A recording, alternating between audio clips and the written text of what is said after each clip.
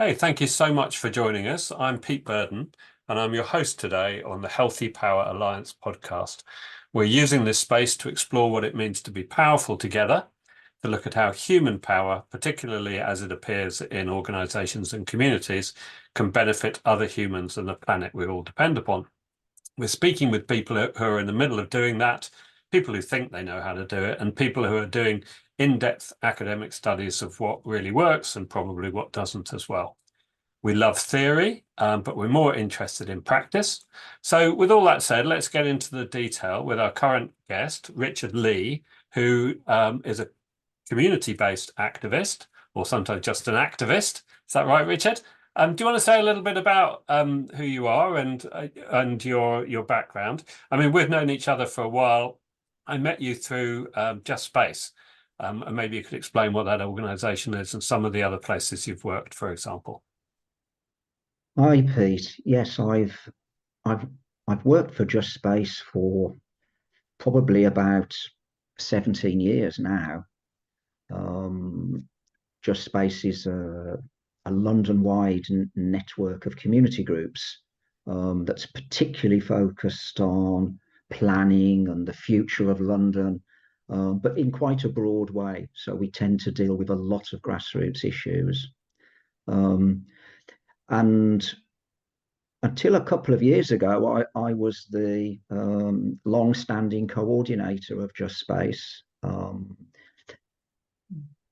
But the last couple of years, I've tried to do a few other things as well. And I these days I do some projects for Just Space, but I have more time for other things as well. Okay, that's lovely. Thank you. And maybe you'll tell us about some of those things as we go through.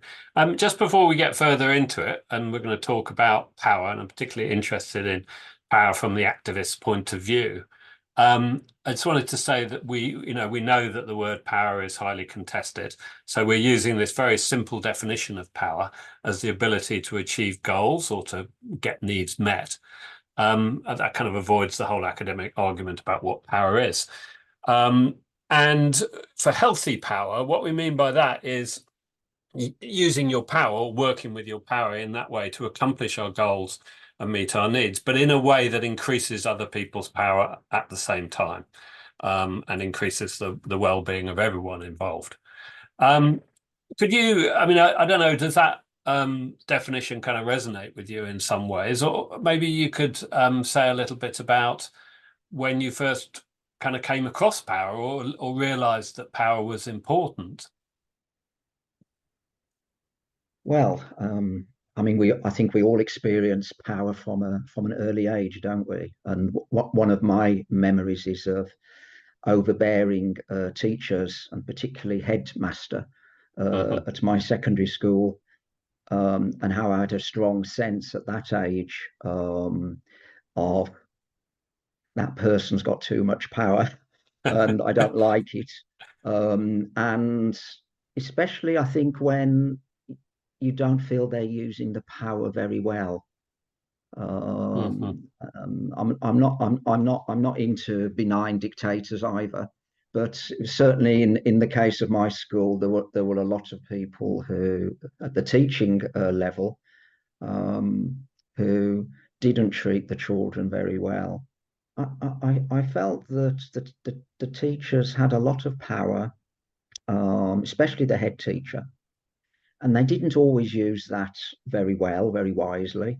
Mm. Um, and I can remember, as probably lots of us do, a number of examples where there was really a misuse of that power. And in my day, physical violence was quite common Hmm.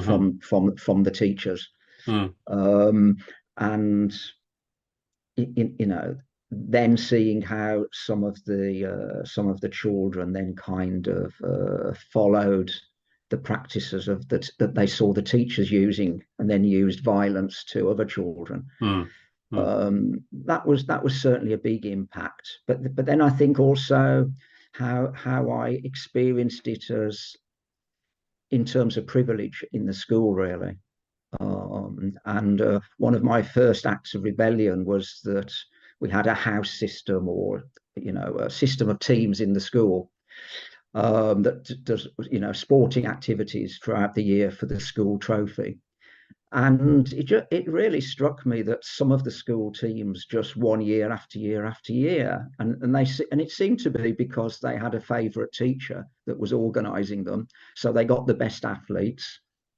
And that struck me as really unfair. And rather than just mow, and because I quite liked cross country running, so I actually asked my team, can I be is it okay if I act as a bit of a coach to the younger children?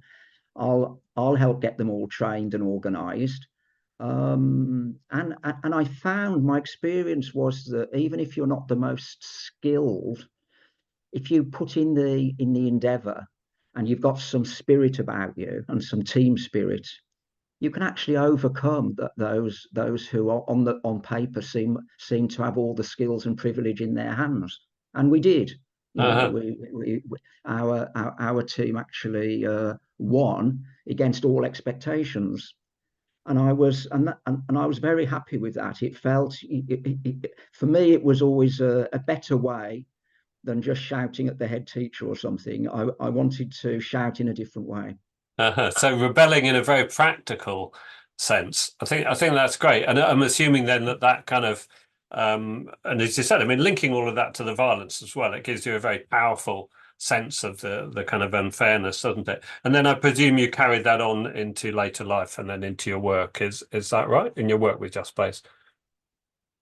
Yeah, if you're asking around major influence, then I think before I got into community-based activity, which was after university, um, I'd become very sensitive to injustice at an international level. Hmm. I'd grown up seeing on the television Israel's latest war in the Lebanon at that time, and the tens of thousands of Palestinians who were being killed. And again, I wasn't satisfied just sitting watching the television and feeling very upset. Mm. And when I graduated, I applied for an English teacher stroke community worker job in Palestine, Mm. and spent a year there working with Palestinian communities. And that was such a huge influence on me in terms of really starting to appreciate how systems work to dispossess Mm. groups of people. And I took that back to England with me, really, that experience, and it was very influential. Lovely, thank you. And now then, bringing it up to date, again, this definition of healthy power. How do you see healthy power in the kind of work and organisations you're in, the communities you're involved in now? Is that a useful term, would you say? It's an important term, and I like the word health because it can have a lot of meaning to it. Mm.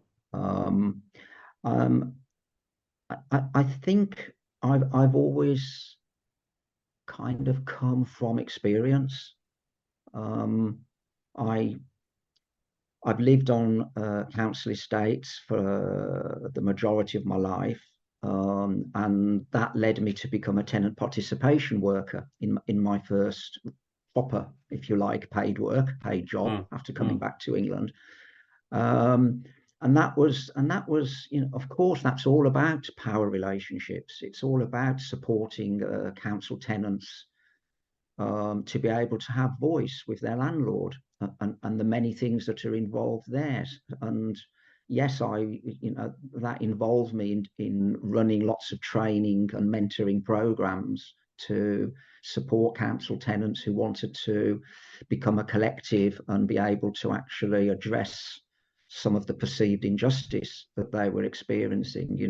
Mm. So absolutely, I think the power dynamics always been very important to me, and it's just as important now in the planning related work that I've been doing with Just Space. Mm. Okay, lovely. This is really good. And yes, there's a very obvious kind of imbalance, isn't there, between the landlords and the people who are living in those in those estates and so forth. Could you talk a little bit more then just about any aspect of this? But as you know, we're really interested in your practice. So you talked about facilitating and training and things like that. Just talk about the things that you've done, the practice. That would be lovely to hear. Well, in just space, in simple terms, I was called a community planner. So Hmm. in a way, if you like, a community worker who was specializing on the issue around planning, as in the planning and development of a neighborhood or of a city. That was my role. And I had done that mainly actually as a volunteer activist. I'd done quite a bit of that where in my local area before I took on this role, which was a freelance paid job in Just Space. And with Just Space, what was unique really was that we were trying to address this at a citywide scale. So we were bringing together groups usually at a local level into a citywide network that was mutually supportive and trying to actually address where a lot of the policy in London was originating, because quite a bit of the policy when it comes to planning, for example, comes through the Mayor of London. Hmm. It's not from the local authority. They're simply a mechanism for implementation, but the actual policy comes through the Mayor of London and something called the London Plan. So my role was really to bring community voices together, often with quite diverse experience, to be able to get round the table with local authorities, developers, the Mayor of London staff, um, and have some influence on this London plan, on this policy level. And the to get perhaps to the most interesting point that I'd stress is that after doing that for many years, a number of us in Just Space, through experience, not through an ideology, but through experience, felt it's not enough to keep reacting to what someone else with power is producing. It's Hmm. not enough for us, because a number of the things that we need to say and which we're experiencing, we're not allowed to express because Hmm. it's not our agenda. We're responding to someone else's agenda. Hmm. So in about 2015, 2016, Just Space started to become very interested in alternatives. Um, the power of actually having produced your own plan, if you like, your own alternative vision, Hmm. that you can then use in negotiation, in discussion with those who are holding power. And quite a bit of my time was spent in bringing together a large number of community groups to produce a community-led plan for London in 2016. And then under COVID conditions, we produced a, a recovery plan, Just Space recovery plan that was also produced by the community. And but both of those we feel in Just Space they've been very effective, Hmm. because my experience is that at a community level we actually are far more creative than those holding power are able to be. You know, Hmm. Hmm. we're not we're not so constrained. Hmm. We're not within, generally speaking, we're not within the hierarchy. So we're able to be more creative. Hmm. Um, and so when we get round the table, as we did producing those two community plan documents, and we start off on the basis of, well, you know, what type of housing policy and framework do we actually need in London to address our needs? Or what what what do we feel a caring city should look like? Then my experience is that once you allow people to express their views, um, and you keep expressing them, and then you have discussions and debates.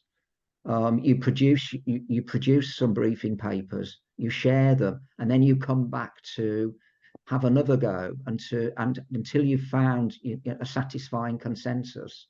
Mm, My experience is that you actually get a high level of community consensus that's also radical or mm, progressive, whatever term you want to use. mm, It's certainly not seeking to make a few changes here and there. It mm. is actually very much an alternative way of running a housing service, or an alternative way of supporting care workers.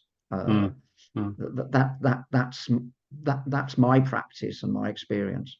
That's beautiful, Richard, and I really, I mean, there's so much in there, but I'm really interested as well what you said at the end, that what emerges from that process is a radical, can be quite a radical kind of view, radical or progressive, but radical and progressive, presumably, in the minds of the people that previously would have been planning this, who are not actually involved. So what you've described is based the energy and the thinking coming from the community and using that creativity. It was fascinating to hear you use the word creativity to overcome the difficulties, then gaining the consensus and producing something that's radical, would appear radical, but actually it's owned by the community.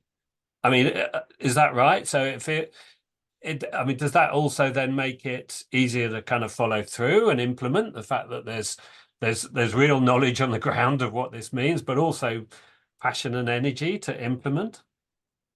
Yeah, absolutely. And I do use the word radical with care, Mm, um, because in Just Space, as I mentioned before, we had quite a variety of voices. We still do, and from the start in Just Space, we had voices who would openly call themselves radicals, and they would want to see radical manifestos, as they called them, and radical declarations. hmm Um, and I was one of those that was resistant to that.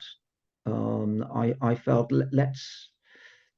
let's wait until the time feels right for everybody, or for nearly everybody. And what I see is that you do have self-called radical groups in London, for example, mm, who produce short radical manifestos, a page, 2 page, something quite short and precise, yes. But actually, when you compare that to the 60-page report that community groups produced through Just Space, there's just no comparison. mm, I mean, the level of thought and understanding that you can see in the Just Space plans is totally different to a 1 or 2 page so-called radical manifesto. mm, Uh, and I wish, one of my aims is to try and persuade those of a radical persuasion that actually it's not so radical mm. to produce declarations. Yeah. It's actually more radical to um,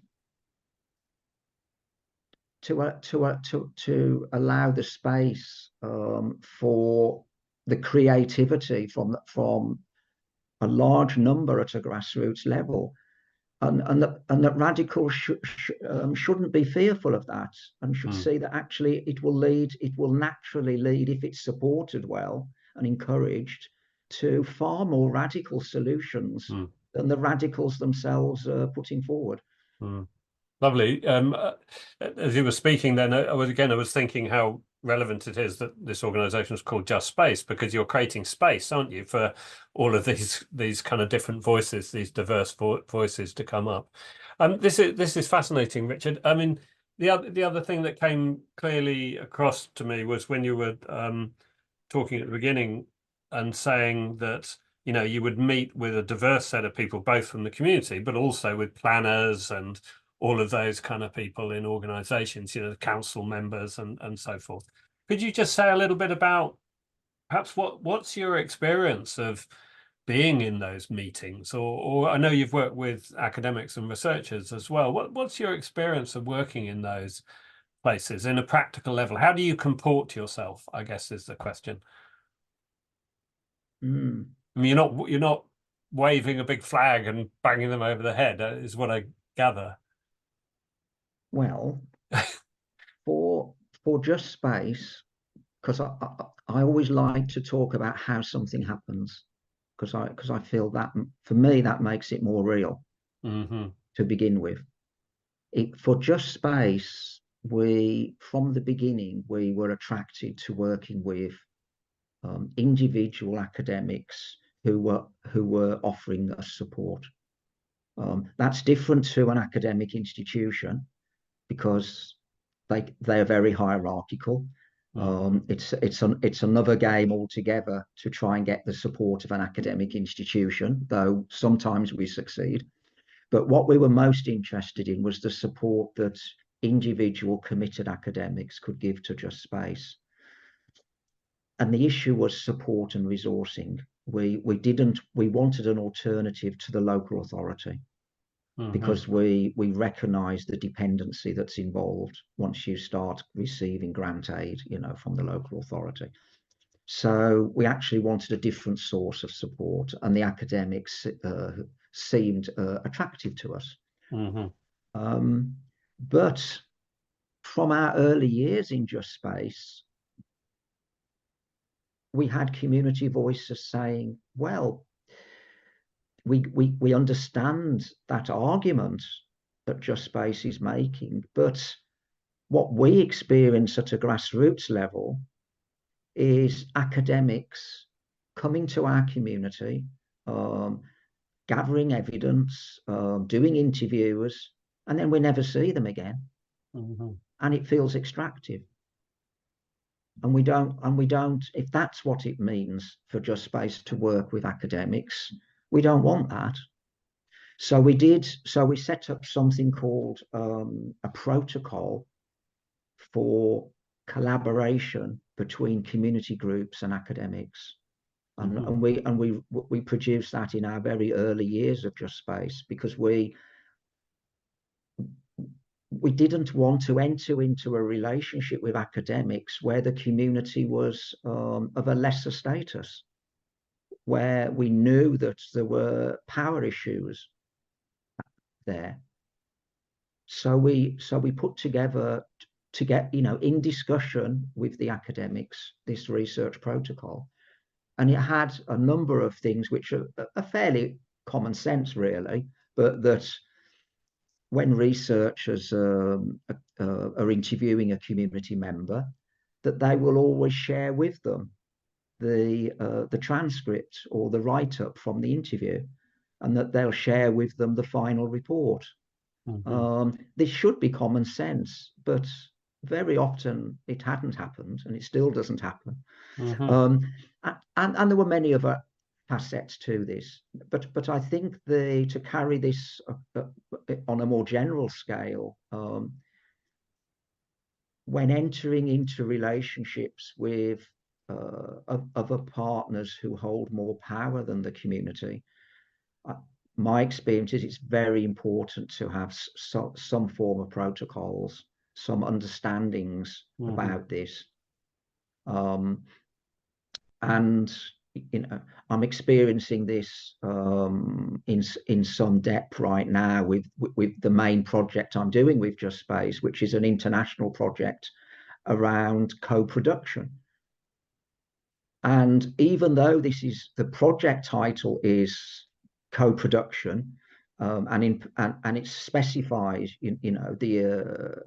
the co-production between municipalities and communities, it's still a really big struggle to actually across this international network actually get common definitions around co-production which put the community at the heart of it. There's lots of resistance even within what would appear to be quite a progressive network, Hmm. because of course at the end of the day, um, power is so important for people, and the academics who by and large are coordinating this international network actually don't want, they want to keep the power of running that network. They feel they have the expertise, Mm. and they're not all that keen to share, to really genuinely share that power, Mm. and that's something I'm grappling with right at the moment. Yeah, it's fascinating. So I mean, power is important, clearly, but you're also saying it's important at a personal level for these academics. Is that what you think? That it's although they talk about co-production, actually and it's holding on to power, isn't it? Is that what you're talking about?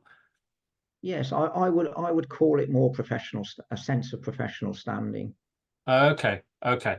Um, Which might have a personal basis behind it at some level, yes. But there's it's very important to all people, I guess, who have a professional standing of some kind, that there's some kind of identity there. So but that's really curious that even in a project that's all about co-production, mm, it's difficult. I mean, when you talked before about this protocol, it struck me that what you're doing is you're setting out some kind of standards, if you like, of behavior. Is mm, that also what you're trying to do in these kind of projects? Is there equivalent kind of behavior that you can point to, or is this how you do this? I'm curious about how you're grappling with this, I guess. mm. My experience is that one one has to develop positive framings, positive frameworks, Hmm. um, and what I've become increasingly interested in through really this international project, but it's coincided with other project work I'm doing, like on land justice. But I've become increasingly interested in the power of the term the commons. Hmm. Um, and how, for me, this is very a very powerful example of an alternative way of thinking, which combines together the idea of a collective. So what one's doing things together, cooperatively, if you like, um, Mm. and then the sharing of resources, and the stewardship that's involved with that, and then the importance of protocols. However, whatever term you use for that, some people say, "Oh, it's the governance," you know. But I think protocols is as good a word, really. And Mm. we have to have agreed ways of working together, Mm. and we need to be accountable and transparent to a wider public, Mm. a wider citizenry, who Mm. may be outside of our collective, but who we're claiming to do things, in a way to support the wider number. So to me, it's essential that we're transparent and accountable, Mm. and that does mean giving thought to how we do things, and Mm. letting everyone know this is how we're aiming to do things. Mm. So the importance of the transparency, the accountability, governance, etc., and how you go about things. I mean, what strikes me is that um, you've more or less defined how democracy probably is meant to work, you know, but then at the same time, very often what I'm imagining you've been doing with Just Space is the ability to actually get things done is being limited by other kind of external factors or situational factors. So what I'm thinking of, that you've just defined a kind of democratic approach, and we live in a democracy, and that's how things are meant to work. And yet, many times, as you said, when the council are providing the grants and the council are providing the expertise, somehow the power is taken away, isn't it? And is not there for you. Well, I mean, over my lifetime of experience as an activist, I think I've become more, for want of a better term, more radical, really, in my critique of local authorities. Uh-huh. And I really, my view these days is that this is not this kind of very hierarchical democracy. Um, is quite different to the type of democracy that grassroots would really like to see when you just get Mm, round and talk about it. It's mm, a very different type of democracy. mm, And I'm not trying to rubbish democracy whatsoever. I'm not of that view. But I think one has to look at within the democracy that we cherish. Well, how does power operate? mm, mm, Um, and it's not hard, is it really, to understand the hierarchies that are at work, and the role of what's called a representational democracy. Um, but of course, when you experience a representational democracy at a local authority level, many of us know that it's really the chief executive um, of the local authority that has a huge power, mm, and that's mm, not an elected position. mm, So the role of the officers or civil servants in really restricting what a locally elected representative can do is, to me, it's obvious. mm, And mm, and one can also, analyze exactly the same, in terms of national parliament issues, and then really at the global international level. Um, I, I think we really, those of us who are engaged in discussions and debates, and community activity, I think we really do have to write a lot more about democracy, mhm, mhm, and actually not allow these debates, between you know authoritarian populism and liberal democracy, because I think really for the grassroots, both of them, are really not very satisfying. mm, Um, and in my view, and it's why I do what I do, I don't think something that's very different can come about, unless there's a greater education, mm, and more space for the citizen and for community groups, to really have their voice and express their needs. mm, So I am quite resistant to the idea of representational democracy these days. mhm, I do vote, just to be clear, and I do participate, but equally, I think one's got to actually create a lot of structures, at a neighbourhood and a scaled up level, where you can actually really persuade the representatives to actually share their power, mm, mm, mm, and actually provide you with more space, mm. within the existing system. It's fantastic. That's really nicely put, Richard. Thank you.